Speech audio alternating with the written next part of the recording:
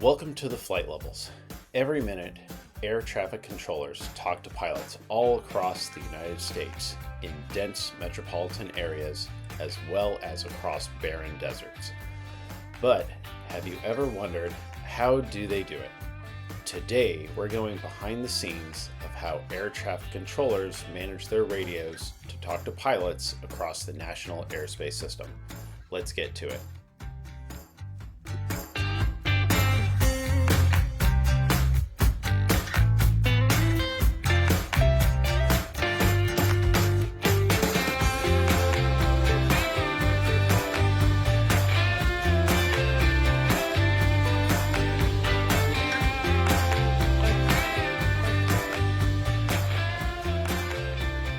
So here are the 20 air route traffic control centers of the lower 48 states. As you can see, some cover very large areas. The largest center in the United States is the Salt Lake City Center, which is larger than the state of Texas. For example, you may be flying over the middle of Montana. The controller you are speaking with is not anywhere near Montana. They are in Salt Lake City. Since VHF radios are limited by line of sight, how can a controller use radios to talk to pilots so far away? The answer is with remote communications air-to-ground towers, or RCAGs for short. These are strategically placed transmitters and receivers for controllers to communicate with pilots in as much of their airspace as possible. Let's take a look at an oversimplified example of a sector of airspace that may have just a single radio tower to communicate with pilots. Ideally, the tower is located where it can reach most aircraft most of the time. In smaller sectors with relatively flat terrain, one transmitter may be all that is required. Let's take a closer look. If the pilot in the red box transmits on the sector frequency, the controller's receiver can hear them without any issue. The controller can also reply to the pilot just as easily. The aircraft and the controller's RCAG are within line of sight of each other. But some sectors may be so large that the line of sight from a single transmitter does not reach everywhere. There may be areas where communication between the controller and the pilot is not possible. This can be due to distance or terrain.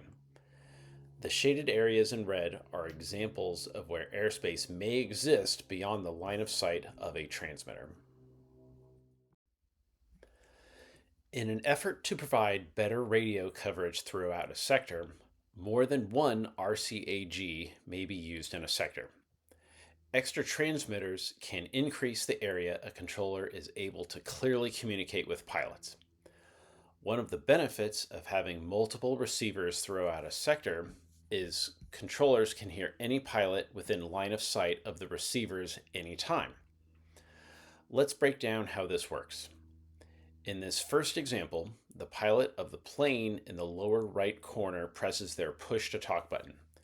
Since they are within line of sight of the controller's receiver nearby, the controller can hear them. When a controller has multiple RCAGs in a sector, the controller can only transmit on one transmitter at a time. Therefore, if a controller has the wrong transmitter selected, the desired pilot will not be able to hear the controller. A valid question here is, why does the controller have to choose at all? Why don't they just transmit on both transmitters all the time? Well, as you're flying along, what does it sound like when two pilots transmit at the same time? Therefore, controllers may need to continuously select different transmitters to speak to pilots in different areas of their sector. This also explains why you may hear the controller's transmissions change in clarity. If you feel the quality of their transmissions are poor, you can ask them to try a different transmitter. In the back of the chart supplement, each air route traffic control center lists their transmitter locations. The frequencies for high altitude sectors are listed in bold. and the frequencies for low altitude sectors are in normal text. Here is a real-world example of a sector with multiple transmitters. The sector, which uses the frequency 127.9 or 5, has an RCAG at both Angels Camp as well as at Squaw Valley. This makes sense as this is over the Sierra Nevada mountains. Next, here is an example of a high altitude sector using 132.8 with RCAGs located at both Fresno and Priest. Another point worth mentioning is that guard frequency 121.5 is only available at 6 out of the 21 RCAG locations. Should you need to seek out help on guard frequency, Oakland Center would only hear you if in range of one of these 6 transmitters. As the amount of traffic moving through a sector varies with the time of day or the time of year, a single controller may work multiple sectors at a time. This is called working combined sectors. As an example, let's say a controller was exclusively working Sector 12. Then, perhaps later in the evening, the traffic got slower in Sector 12, as well as in the neighboring sectors 26 and 11. The controllers who had been working 11 and 26 would brief the Sector 12 controller of any pertinent information they may need. Then, from their same physical workspace, the Sector 12 controller would take control of both the airspace and radio frequencies from sectors 11 and 26. As we've been talking about, each sector may have multiple transmitters available on their frequency. So now, when working combined sectors, a single controller is managing all of the transmitters for each sector they own. Let's break this down even further. In our example, the controller has selected the east transmitter in Sector 11, the west transmitter in Sector 12, and the east transmitter in Sector 26. If the controller presses their push to talk button, their voice transmits from all 3 locations. They can transmit from multiple locations at the same time now because each location is on a different frequency. Continuing with our example of a single controller working sectors 11, 12, and 26, let's add some aircraft. We have United and American on Sector 11's frequency, ExetJet on Sector 12's frequency, and Southwest on Sector 26's frequency. If the controller were to transmit an instruction such as American 3412, climb and maintain flight level 260, this transmission would go out on all 3 sectors from the RCAGs selected in red boxes. Therefore, even though the controller only wanted to talk to American, ExetJet in Sector 12 and Southwest in Sector 26 also heard the transmission.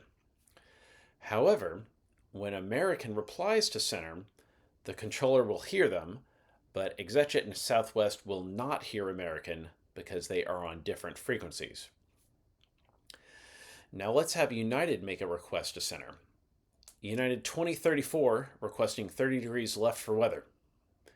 The controller will hear United on the west receiver of Sector 11.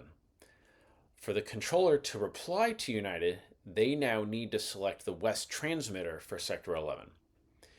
In the meantime, the controller leaves the selected transmitters for sectors 12 and 26 because they may be just fine for the next time the controller needs to talk to sectors 12 or 26.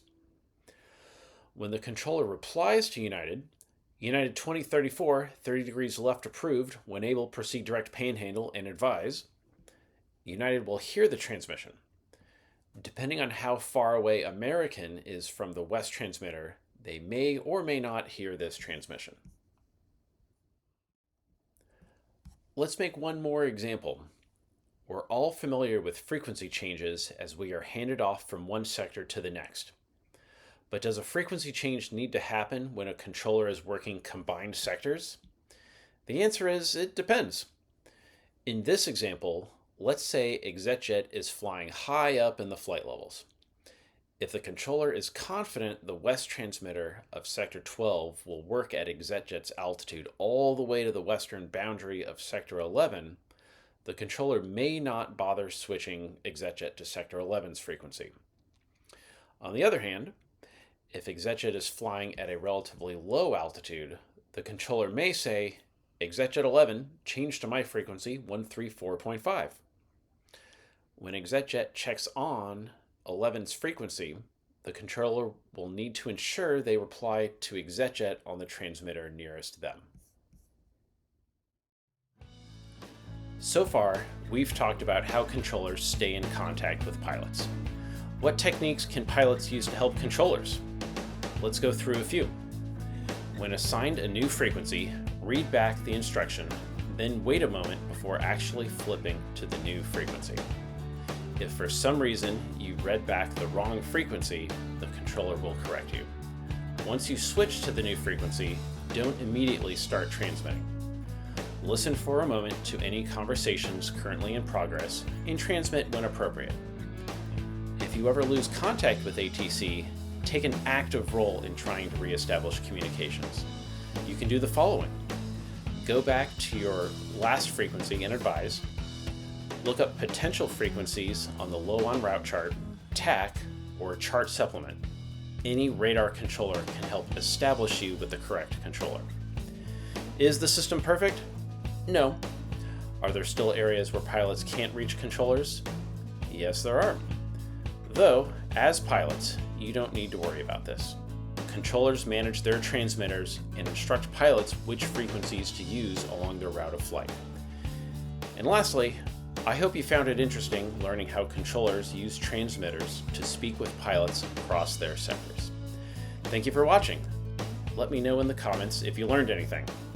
Share this with any of your friends who may also want to learn techniques to be a better pilot in the National Airspace System.